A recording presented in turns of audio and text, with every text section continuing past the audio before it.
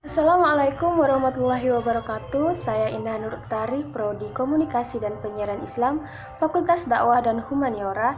Di sini saya akan membahas tentang peradaban Islam pada masa Rasulullah SAW, periode Makkah dan periode Madinah.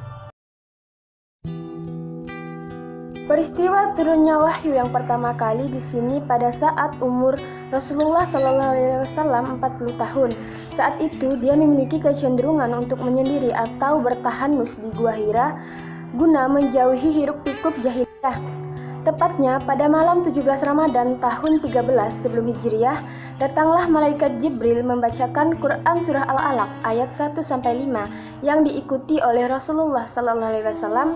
Dan disitulah peristiwa wahyu pertama kali turun atau sering disebut dengan Nuzulul Quran. Setelah peristiwa turunnya wahyu yang pertama, di situ ada jeda rentang beberapa waktu, kemudian turun surah Al-Mudaththir ayat 1-7, di mana surah tersebut memerintahkan Nabi Muhammad SAW untuk berdakwah. Dalam 3-4 tahun awal masa dakwahnya di Mekah, Rasulullah SAW berdakwah dengan cara sembunyi-sembunyi. Ia mendakwahi beberapa orang terdekatnya yang ia yakini bisa merahasiakan pesan yang dibawanya.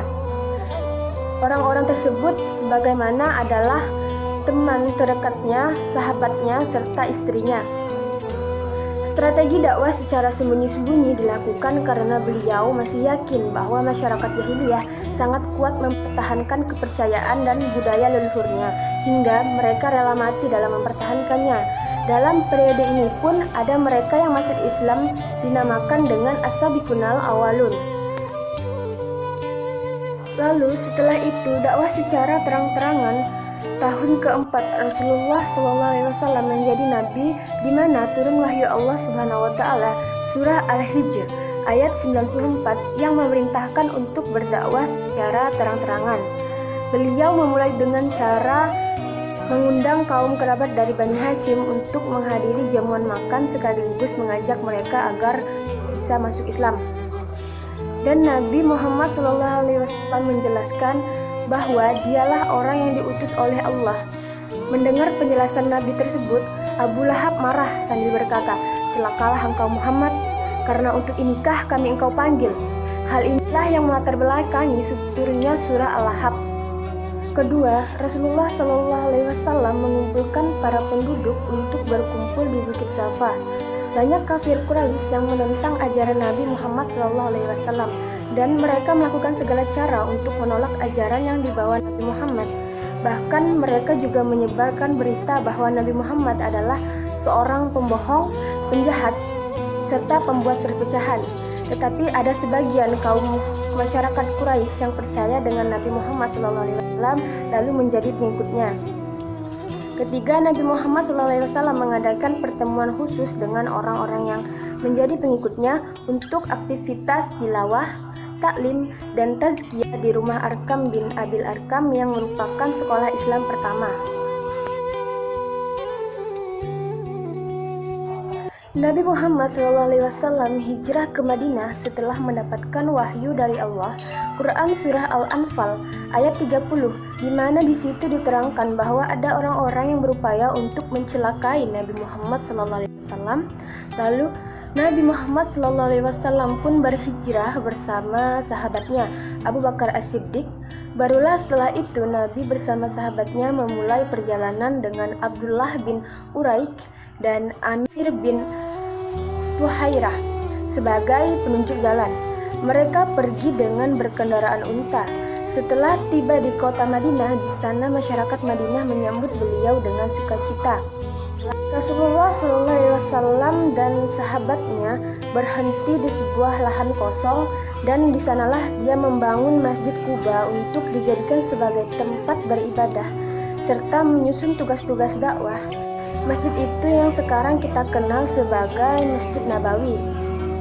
Sebagai langkah awal dakwahnya di Madinah, Rasulullah SAW menciptakan tali persaudaraan kaum muslimin yang berhijrah dari Makkah ke Madinah, disebut Muhajirin, sedangkan kaum muslimin penduduk Madinah disebut Ansor. Selanjutnya Nabi menjalin hubungan antara kaum muslimin dengan golongan Yahudi penduduk Madinah. Jalinan hubungan ini terwujud dalam bentuk perjanjian yang dikenal sebagai Piagam Madinah, ditulis pada tahun 623 Masehi. Masyarakat Islam di Madinah telah terwujud dan berkembang. Madinah juga sebagai negara yang dipimpin oleh Nabi Muhammad SAW atas kesepakatan bersama. Karena keberhasilan dari Nabi Muhammad SAW dalam menjalin tali persaudaraan, sehingga terciptanya negara di Madinah yang dipimpin oleh beliau sendiri dengan para penduduk Muslim, Yahudi, bangsa Arab non-Muslim menjadi satu kesatuan pada saat itu untuk mengamankan negara Madinah. Tetapi dengan pesatnya perkembangan Islam saat itu di Madinah, seakan-akan jalan untuk mencapai kemenangan terbuka lebar. Ternyata Yahudi merasa tidak senang, tetapi mereka melakukan penolakan itu secara diam-diam dan tidak berani masih secara terang-terangan. Lalu Yahudi pun merencanakan untuk bekerja sama dengan kafir Quraisy yang ada di Mekah untuk menghancurkan Islam. Tahun berikutnya, pihak Quraisy Mekah menyerang Muslimin Madinah, sehingga terjadi lagi peperangan yakni dinamakan dengan Perang Uhud pada tahun 625 Masehi, disusul dengan Perang Khandaq pada tahun 627 Masehi. Dalam Perang Uhud, kaum muslimin kalah, tetapi pada Perang Khandaq kaum muslimin menang. Setelah peristiwa tersebut, suku Quraisy sudah mengakui Nabi Muhammad SAW sebagai pemimpin di Madinah.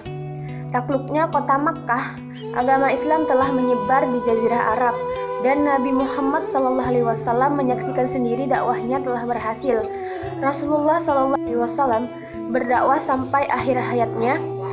Semua perjuangan Rasulullah SAW telah membawa kita dari zaman kegelapan ke zaman terang benderang, dan kita merasakan nikmatnya iman seperti sekarang.